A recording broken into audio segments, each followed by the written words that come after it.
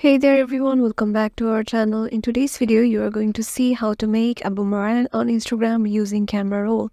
Sometimes we might need not to use the Instagram's boomerang feature, so we might use our camera roll for boomerang also. So all we need to do is click a picture or a motion picture motion picture for Android and live photo for any iOS system. So after clicking that, head over to your Instagram and click on your story. And as you can see, I have already clicked a boomerang picture, and there is a boomerang option on the upper left corner of my motion photo. So click on a specific picture and just click on the boomerang option on the upper left corner, and it is currently processing. And as you can see, the boomerang is done.